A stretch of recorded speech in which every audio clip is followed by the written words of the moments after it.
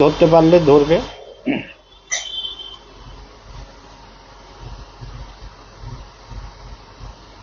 সবাই লাইনে চলে আসুন, লাইভ প্রোগ্রাম শুরু হচ্ছে। বৃন্দাবনে আমাদের দেবেন মন্ডল হ্যাবলক থেকে এসছে, আজকে বৃন্দাবনে যাচ্ছে। আর বৃন্দাবনে আমাদের একটা ভালো হারমোনি রয়েছে। এখান থেকে ওরা আবার দুজন, ওই ভগীরথ আর ভাগীরথী, ওদেরকে ফোনে বলে দে, বলে লাইনে থাক। ওরাও যেহেতু গান করে, ভগীরথও করে, বুড়িও করে, সেজন্য আর একটা হারমোনি আজকে পাঠিয়ে দিচ্ছে আমাদের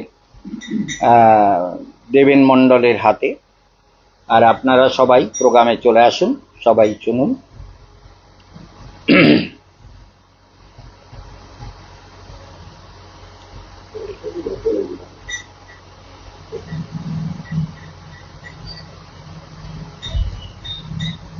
বন্দে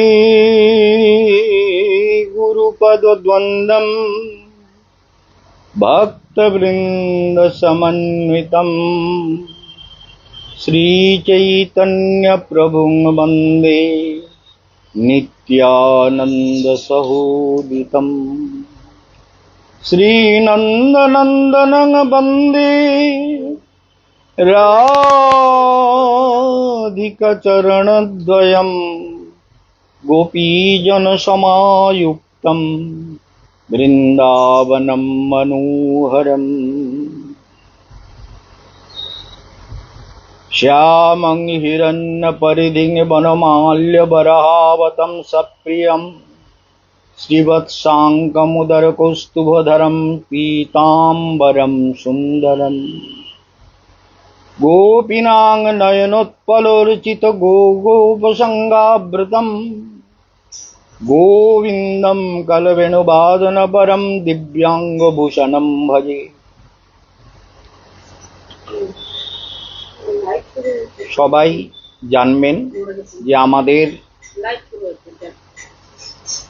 প্রোগ্রাম, সমস্ত ভক্তদের বলবো যে আপনারা যারা আগামী শনিবারে কালসর্পদোষ কাটাবেন, আজকেও বুকিং হয়েছে, রোজই বুকিং হচ্ছে। শনিবারে 8 তারিখে কালসর্পদোষ কাটাবার দিন, আজকে বুধবার, বৃহস্পতি, শুক্র, দুদিন পরে কালসর্পদোষ কাটাবার জন্য যারা কাটাবেন তারা বুকিং করে নেবেন।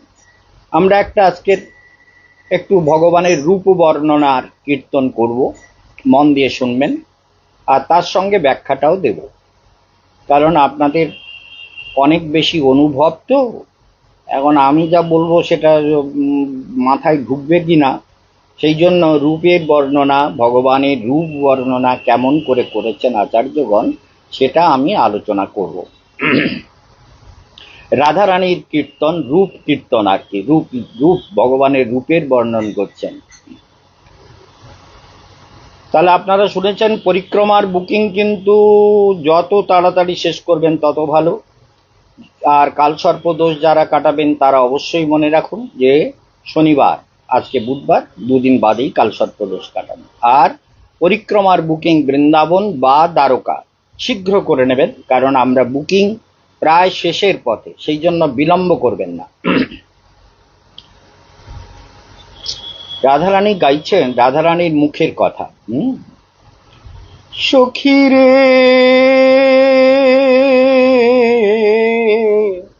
কি রূপ হেরিনু মধুর মোরতি প্রীতি রসের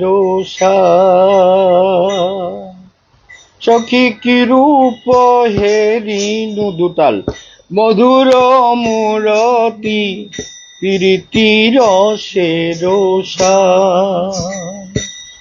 আমার হেন লয় মনে এতিন ভুবনে, হেন লয় মনে এতিন ভুবনে তুলনা নাহি কো যার,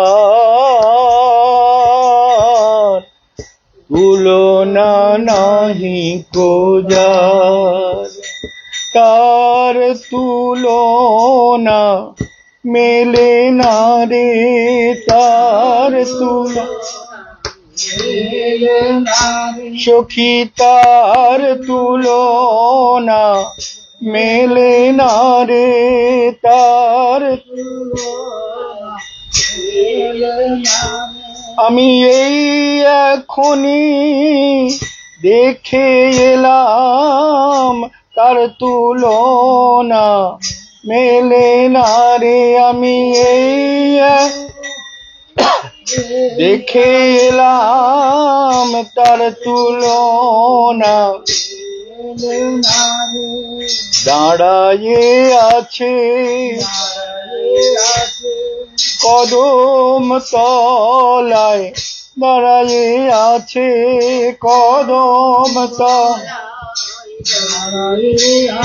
সেই ভুবন মোহন রূপে কদম তলায় দাঁড়ায়ে আছে ভুবন মোহন রূপে কদম।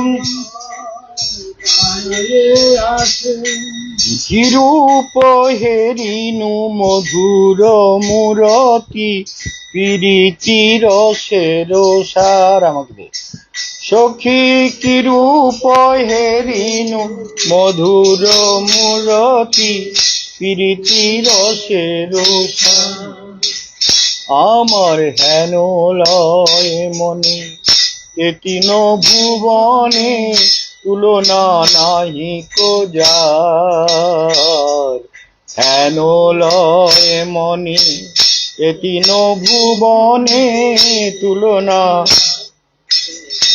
তার তুলনা মেলে না রে তুলনা। তুলনা নাহি কো যার তার তুলনা। ওরে নব জল ধর রসে ঢর ঢর বরণ চিকন কালা। নব জল ধর রসে ঢর ঢর বরণ চিকন কালা। নব জলধর ভগবান নব জলধর। নব জলধর মানে নূতন মেঘ যেমন হয় না, ভগবানের অঙ্গকান্তিটা তেমন। নব জলধর রসে ঢর ঢর নব জল রসে ঢর তার বরণ চিকন কালা। বরণ তার অঙ্গের ভূষণ রজত কাঞ্চন মণিমুকুতার মালা। অঙ্গের ভূষণ রজত কাঞ্চন মণিমুকুতার মালা। দেখে সেজেছে ভালো, সেজেছে ভালো, সেজেছে ভালো, সেই ভুবন ভুলানো রূপে সেজেছে ভালো। ভুবন ভুলানো সেজেছে ভালো। নব জল ধর রসে ঢর ঢর নব জল ধর ও তার বরণ চিকন কালা। বরণ আর অঙ্গের ভূষণ রজত কাঞ্চন মণিমুকুতার মালা। মণিমুকুতার জোড়া ভুরু যেন কামের কামানো। জোড়া ভুরু যেন সখী জোড়া ভুরু যেন কামের কামানো। কেবা কইল নিরমান আর জোড়া ভুরু যেন কামের কারণ। কেবা কইল নিরমান তার তরল নয়নে তেরা ছোটা হনি। তরল নয়নে তেরছ চাহু বিষম কুসুম বন রে, বিষম কুসুম, ওরে বিষম কুসুম বন। এমন শ্যামসুন্দরের রূপের কথা বর্ণন করছেন আচার্যগণ। তারা বৈষ্ণব কবি গাইছেন নব জলধর, রসে ধরোধর, বরণ চিকন কালা, অঙ্গের ভূষণ রজত কাঞ্চন। রজত কাঞ্চন, অনন্ত মণিমুক্তা রজ কাঞ্চন দিয়ে তিনি সুন্দর সেজেছেন। মণিমুকুতার মালা,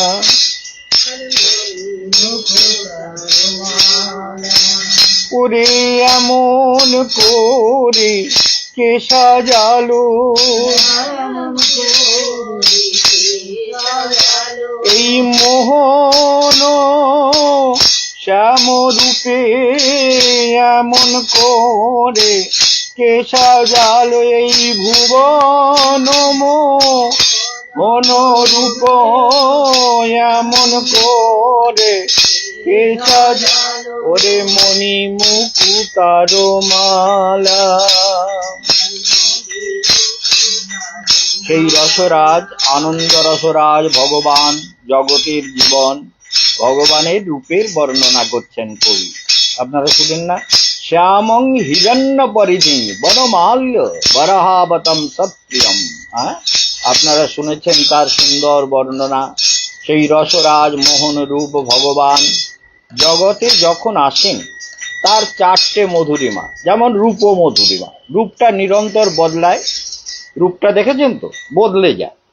এক সময় এক এক রূপে তিনি আত্মপ্রকাশ করেন। যেমন ছোট্ট গোপাল, যাকে দেখবার জন্য কৈলাসপতি শিবও ছুটে আসেন, বলে মা তোর গোপালকে একটু দেখতে দে।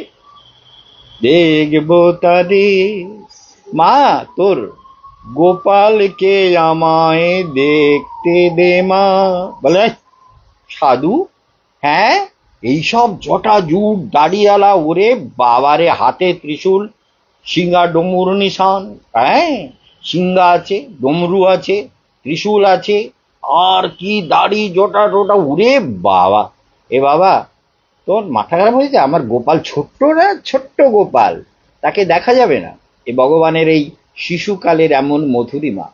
বৈকুণ্ঠপতি নারায়ণে এটা পাওয়া যাবে না। বৈকুণ্ঠপতি নারায়ণ চিরনারায়ণ, তিনি কখনো জন্ম নেন না, কিন্তু লীলা পুরুষোত্তম কৃষ্ণ অনন্ত বিশ্ব চরাচরে নিরন্তর নানান রূপে লীলা করেন। সেই জন্য জন্মলীলা। এই যে কৃষ্ণের জন্মাষ্টমী আসছে, সবাই জন্মাষ্টমী পালন করবেন, কত আনন্দের ব্যাপার। বলে ভগবান জন্ম নেবে, হৃদয়টা তো সেরকম করবেন না। ভগবান জন্ম নেবেন আপনার হৃদয়ে, অন্তরের অন্তঃস্থল থেকে ভগবান যাতে আবির্ভূত হয়। এই জগতে এসেছেন কে, কার কার জন্য এত করি না ঘুচিল ভ্রম। সংসারে আমরা এই যে বৃন্দাবন অপ্রাকৃত, আমাদের দেবেন মণ্ডল কিন্তু বৃন্দাবনে ঘরটর করেছে।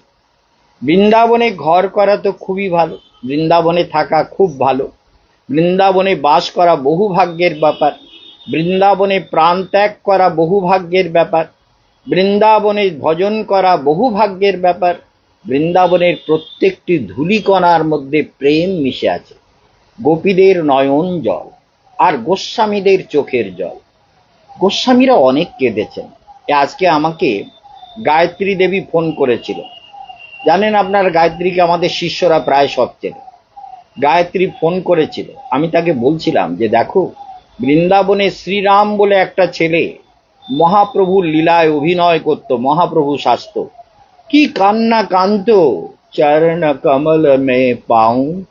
ওই মহাপ্রভু যখন গয়া যাত্রা শুরু করলেন, শিশুকালের চঞ্চলতা ছেড়ে যখন গয়াধামে যাবেন, মহাপ্রভু দিবারাত্র কাঁদছেন। এই যে ক্রন্দনময় মহাপ্রভুর অপূর্ব অভিনয়, আমি না ওই মহাপ্রভুর লীলা দেখতাম, সেটা কত সাল জানেন? সেটা হচ্ছে 74 আগে, তো ভুল বললাম, অর্থাৎ তখন হচ্ছে 73 কি 2, সেই সময় আমি বৃন্দাবনে। তো সেই জন্য 72-3 তখন হরগোবিন্দের মহাপ্রভুর লীলা হতো। তাই গায়ত্রীকে বলছিলাম আমিও না ছোটবেলায় যেমন কেঁদেছি, তেমনি বৃন্দাবনে গিয়ে ওই মহাপ্রভুর অভিনয় দেখে শ্রীরাম শর্মা বলে একটি সুন্দর ছেলে, দেখতে ভারী সুন্দর, সে খুব কাঁদতো আর আমিও কাঁদতাম, ভীষণ কাঁদতাম, কাঁদতে কাঁদতে চোখের জলে আশ্রমে গিয়েও সবাইকে দেখাতাম না, আশ্রমে গিয়ে প্রসাদ পাওয়ার টাইমে গিয়ে প্রসাদ পেয়ে ঘরে গিয়ে কাঁদতাম। মহাপ্রভু যেমন কাঁদছেন, চরণ কমল মে পাউ, ওই যে মানে ভগবানের বিষ্ণু পদকমল গয়াধামে যেখানে মহাপ্রভু পিতার পিণ্ড দিতে গেলেন, সেখানে গিয়ে মহাপ্রভুর জীবনটা বদলে গেল। সেইখান থেকে বিশ্বম্ভর চৈতন্য মহাপ্রভু তিনি এই দেখ, কথা হচ্ছে দিদার সঙ্গে যা বলার বলো। আমরা দেখতে পাই যে সেই সময় আমি খুব কাঁদতাম, সেই ছোটবেলার স্মৃতিগুলো মনে পড়তো, ছোটবেলায় যেমন ভগবানের জন্য খুব কেঁদেছি, তারপরে আশ্রমে এসেও খুব কাঁদতাম, মানে মাধবী মালতী তলায় বসে মানে ভগবানের কথা মনে করে যে তোমার চরণে কবে ফিরে যাব, জগতে কেউ তো আমার না। এটা ছোটবেলা, এই জন্য বলি না, বাল্যকালে ভজে কৃষ্ণ পাইবার আসে, যৌবনেতে ভজে কৃষ্ণ আসে বা না আসে, বৃদ্ধকালে ভজে কৃষ্ণ জমের তরাসে। তা বাল্যকাল থেকে ভগবানের জন্য অনেক কেঁদেছি তো, সেই জন্য ভগবানকে নিয়ে অনেক কালকের অনেক কথা বলছিলাম, শুনেছেন না? বলে ভগবান কিরকম ভাবে কি করেছে। এই চৈতন্য মহাপ্রভুর একটা কথা বলতে বলতে ব্যাখ্যা করা হয়নি, বলছিলাম ওকে যে মা আনন্দময়ীমার শিষ্য, তিনি মহাপ্রভুর অন্তর্ধান লীলা ব্যাখ্যা করতে করতে, ওইটা গায়ত্রীকে পুরোটা বলা হয়নি, তিনি একটা বই লিখেছেন, তাতে লিখেছেন যে মহাপ্রভুর তখন পুরী ধামে এত প্রভাব পড়েছিল যে পাণ্ডারা এবং রাজা প্রতাপরুদ্র এরা সব মহাপ্রভুকে নিয়ে পাগল, সমস্ত উড়িয়া গৌড়িয়া সব মহাপ্রভুকে নিয়ে পাগল। এই জন্য পাণ্ডারা দেখে ওরে বাবা, জগন্নাথের থেকেও চৈতন্যদেবের প্রভাব বেশি। তো ওই বইতে তিনি প্রমাণ দিয়ে দিয়ে লিখেছেন যে চৈতন্য মহাপ্রভু যখন দেহত্যাগ করেন দু রকম দেখা গেছে। একটা হলো কি করিব কোথা যাব বাক্য নাহি স্ফুরে, গোরা চাঁদে হারাইলাম গোপীনাথের ঘরে, টোটা গোপীনাথে মহাপ্রভু মিশে যান, এটা ভক্তেরা দেখেছিলেন। আর একদল ভক্ত মহাপ্রভুর সঙ্গে ছুটে যারা আসছিলেন, মহাপ্রভু ছুটে জগন্নাথ মন্দিরে ঢুকে গেছেন। আর বই লিখেছে আনন্দময়ীমার শিষ্য গোস্বামী, সে বললে যে আমি এই বই প্রকাশ করে দিয়ে পালিয়ে যাব, আমার নাহলে আমারেও মেরে দেবে। চৈতন্য মহাপ্রভুকে হত্যা করে ওই জগন্নাথের বেদির নিচে পুঁতে রেখেছে, বললে এখনো খোঁজ করলে পাওয়া যাবে চৈতন্য মহাপ্রভুকে ওই জগন্নাথের বেদির তলায় পাণ্ডারা ওদের প্রভাব খর্ব হচ্ছে দেখে চৈতন্য দেবকে ওইখানে গর্ত খুঁড়ে একদম ওই জগন্নাথের বেদির তলায় এখনো খুঁজলে যখন মহাপ্রভুর অবশিষ্ট দেহের অবশেষ পাওয়া যাবে। এ ব্যাখ্যা দিলাম, কিছু মনে করবেন না, কারণ এগুলো প্রমাণ, বহু রিসার্চের ফসল।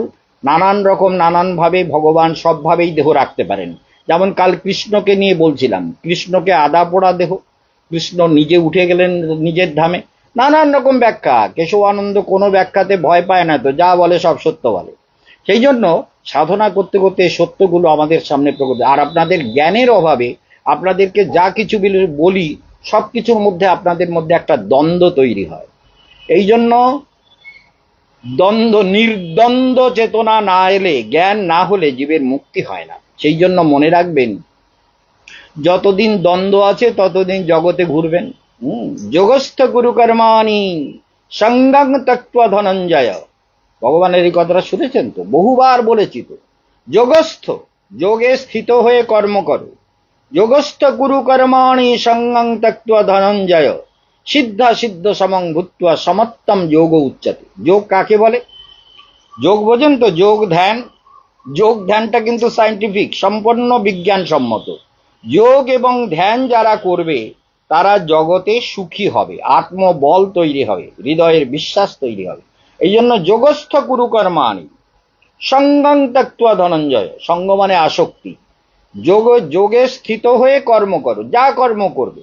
তাই গাড়িতে যাও, বাড়িতে যাও, প্লেনে যাও, আর হরি কথা বলো, আর কীর্তন করো, আর ভজন করো, আর খাও, যা করো যোগস্থ হয়ে করো। যোগে স্থিত হয়ে, যোগে স্থিত হও, চেতনাকে যোগে স্থিত করো। সঙ্গং ত্যক্ত্বা মানে আসক্তি ত্যাগ করো। সিদ্ধা সিদ্ধ সমং ভূত্বা, সিদ্ধ অসিদ্ধ মানে সফল হলাম না হলাম, কেশবানন্দ কি বলে, হলে ভালো, না হলে আরো ভালো। এ তো কেশবানন্দের চিরসত্য কথা, ভালো করে বুঝে নেবেন। ভজন করো ভালো, না করো আরো ভালো, কর্মফল তো ভোগ করতেই হবে। সংসার চক্রে এসেছো যখন, যেমন মন তেমন ধন পাবে, যেমন ভাব তেমন লাভ হবে। ভজন যত করবে তত চেতনা উন্নত হবে, ভাব উন্নত হবে, হৃদয় উন্নত হবে। ভগবানকে হৃদয় থেকে ভালোবাসতে শিখে যাবে।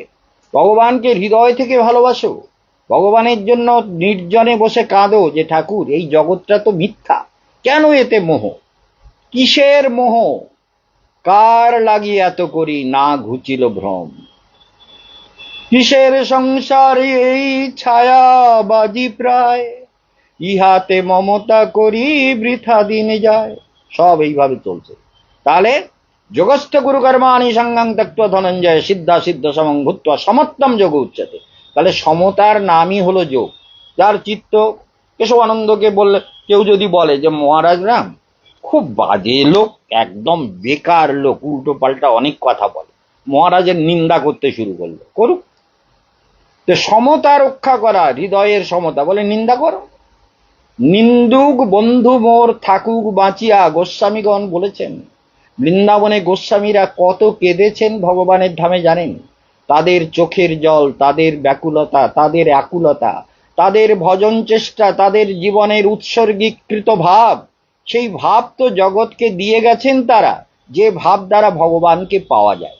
যদি সেটাই না মেলে, তাহলে আমরা যা করি সব বেকার হয়ে যাচ্ছে। সেই জন্য সমত্তম, সমতা, গালাগালি দাও ভালো, প্রশংসা করো ভালো।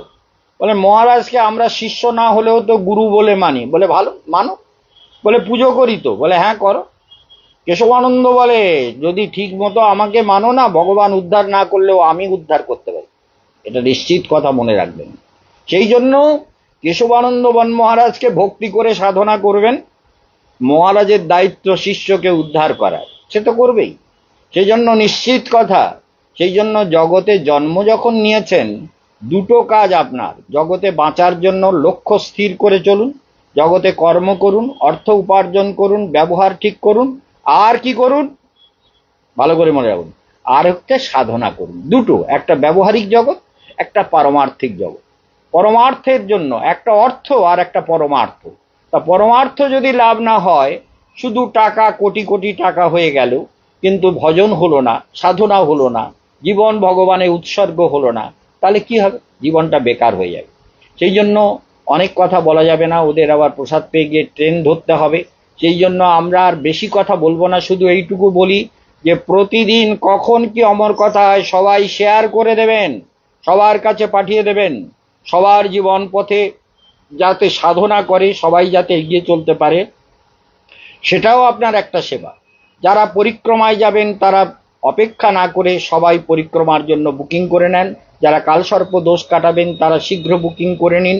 সমস্ত যারা ভাগ্য বিচার করবেন, আজকেও এখনই বুকিং আছে, লোক এসে যাওয়ার কথা, এখনো পৌঁছায়নি, তাই জন্য আমি মাঝখানে একটু হরিকথা বলে নিলাম। আপনারা সবাই হরিকথা শুনুন, রোজ শুনুন, রোজ মনকে মন্থন করুন, হৃদয়কে বিচার করুন, আর ভগবানকে একেবারে হৃদয় দিয়ে ভালোবাসুন। তো কৃষ্ণের মধুর লীলা, কৃষ্ণের মধুর রূপ শোনো সনাতন, যে রূপের এককণ ডুবায় সব ত্রিভুবন, সর্বপ্রাণী করে আকর্ষণ। সেই মধুর রূপের কথা আমরা আজকে বলতে চাইলাম, কালকেও এই রূপ নিয়েই বলবো। রূপের কেমন বর্ণনা করেছেন সেটা কালকে রূপের ব্যাখ্যা আবার করা যাবে, আজকের আর সময় নেই, এখানে বিশ্রাম দিলাম। সবাই ভালো থাকবেন। আর হরি কথা প্রত্যেকের আত্মীয় স্বজন বন্ধু বান্ধবকে শেয়ার করবেন, বলে আমাদের স্বামীজির কথা শ্রবণ করো, জীবনের কল্যাণের রাস্তা খুলে যাবে, অন্ধকারগুলো চলে যাবে, জীবন মঙ্গল হোক। এখানেই সমাপ্ত। ওম শান্তি ওম।